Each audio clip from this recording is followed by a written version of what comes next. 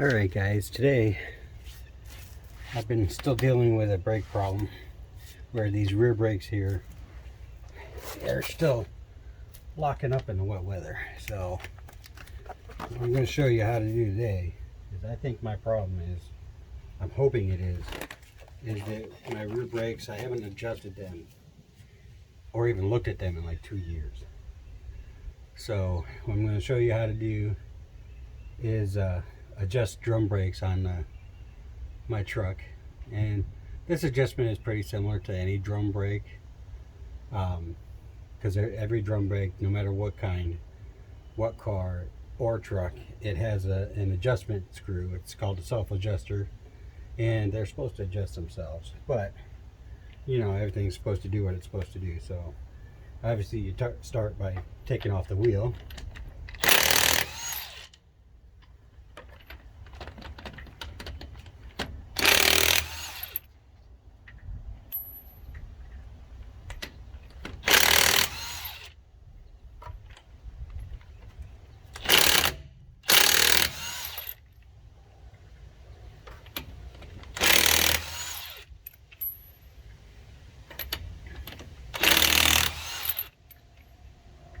So you remove all your lug nuts. And I don't know if I'm ready for this wheel, because these bigger tires are really kind of heavy. So we're going to move stuff out of the way over here and just kind of drop it off and roll it out of the way and hit the tailpipe with it and just rest it out of the way.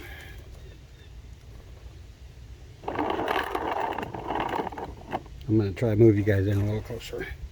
So here's your drum. Now it's easier to do this if you take both tires off, because then you can spin both sides easily. Which one here is a little drag in the brake. I'm not really hearing that. There's a lot of dust in there. Well, that's not bad. There's still really quite a bit of brake pad left.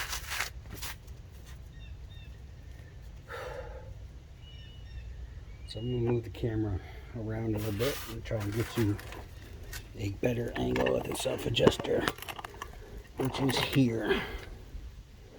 This little wheel turns this whole pin here in and out, and this may take some time to get it adjusted just right, because I know the first time I did it, you slide the drums out, you know, you listen for the it'll make a little shh if it's close, and you can also feel a little bit of drag on a drum when you put it back on. So it's really easy to adjust them. You just need something flat like a screwdriver, and then you just got to figure out which way is in, which way is out, and that way is out. You can like watch the threads or see which way it turns. So I turned it out a couple turns.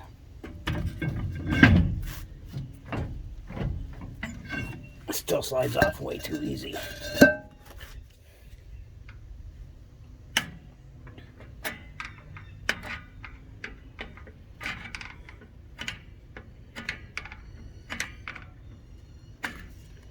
Need a couple more turns out of it.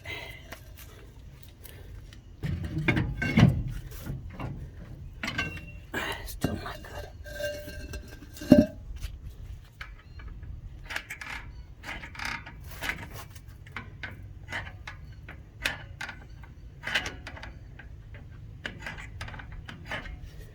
Now I did the front brakes a while ago and ended up doing the calipers too and the hoses. Now I didn't do the hose back here. Maybe that is my problem, but the cheapest and fastest thing to do is adjust the brakes. Now I'm starting to hear a little shushing there, but it's really still sliding off way too easy. The nice thing about the adjuster is if it's not all rusted on you, it's pretty easy to turn it back and forth with a screwdriver. So if you get too much and it's really hard to get off, you can back it down a little bit more and get that sweet spot there. It's a little harder.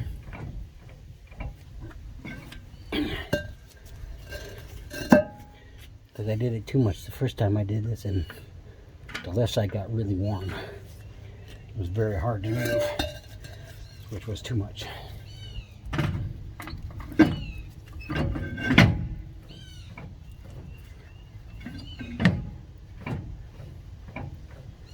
Okay, I can feel it. I can hear the shush shush sound. And it drags a little bit before it comes off, so maybe a little bit more. But I've already taken it out almost 1/4 of an inch, so I'm hoping that them locking up when I jam on the brakes, especially in the rain. After it rains, it's terrible. I mean, I dragged it like 50 feet in the dirt, locked up like that. So,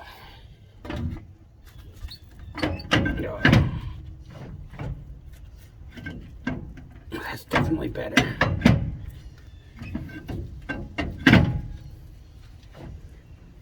And that's too much. So we're gonna take it back in a smidge.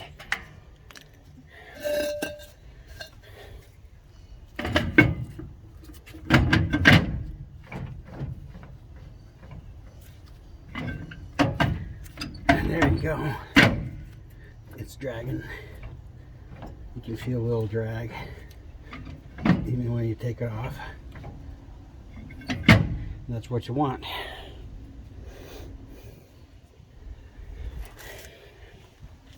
So that there is how to adjust the back brakes. Now, those self-adjusters, they'll vary in design. Some are really small. Some have cables hooked around to different parts to help with the self-adjustment. This one here has a spring going down to this arm, which is supposed to punch it out when you put it in, like in reverse, and it's hooked up here to the main spring to help keep tension on it. And I'm surprised these brakes are really good. I've never changed them. I've had this truck for 4.5 years, and they're still 4 riveted, and they're not showing any signs of heat, cracks, or anything. Of course, if they're not touching properly, they're not going to. So hopefully my brake pedal will improve as well.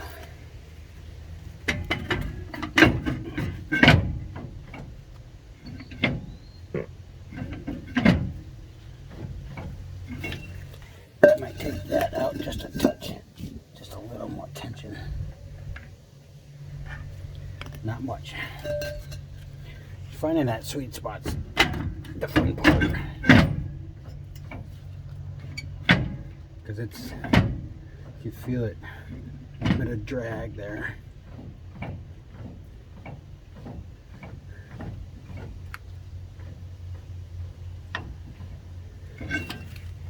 And it drags just a little bit, taking off.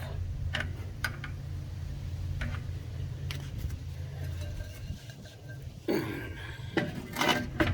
forgot how heavy these drums were.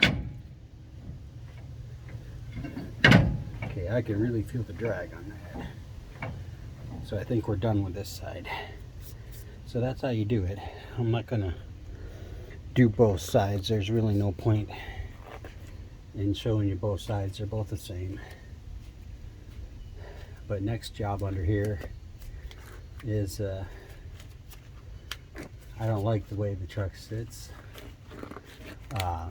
It's not off a lot, but side to side, left to right, it's at least 1/4 of an inch or so lower on the right side. And I have a mild case of OCD, and most people walk up, they can't even tell it, but I know it's there. when you look, if you look closely at the back and you're standing back there, you can see the right side of the bed is tilted down quite a bit from the left. So I measured from here on both sides, and it's like 25.5 over there and 25.25 over here. So it's at least a 1/4 inch difference. So there's different things that I could try.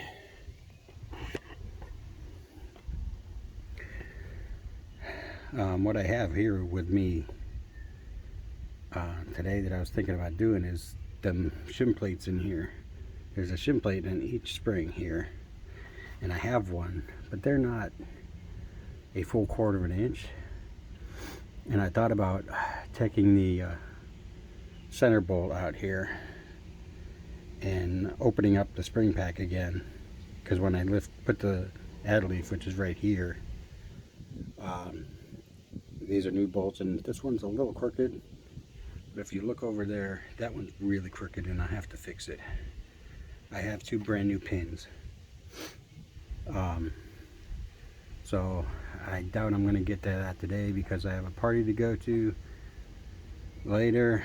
I just wanted to get these brakes adjusted up again so that I have better braking, and if that doesn't take care of the locking up that it's been doing on me, then I'm going to be replacing the brake hose. Maybe it's, it's probably 22 years old just like the front ones, and maybe it's collapsing in the rear. But I don't know. When I put this add leaf in, see, my spring keepers on each end had a bolt go through it, and I wasn't sure if I could put that bolt back through with the add leaf, because if you count these, there's 1, 2, 3, 4, 5 plus the overload. So most 1500s had 3 plus the overload. So what I have here is what they call a heavy half. There's actually a 2500 rear end. I have the 12 bolt differential with a limited slip differential in there. It's 373 gears and the 2500 spring pack. So most of the 1500s, the 2-wheel drives, and most the lighter 4-wheel drives will have 3 springs and the overload, which gives you 4 sets in that spring pack. Well, mine had a 4th one, or one of these is a 4th one. So I actually had 5 parts in my spring pack, and after adding this add leaf from Rough Country, now I have 6. So the normal 1500s with the 3 main leaves, their gross weight is like 6,400 pounds. Mine's like 72, and then I added this, so it probably puts me over 8,000 that I could handle with this rear end, which is good because I'm thinking about getting one of them hideaway gooseneck things that goes on the frame and using that for a trailer.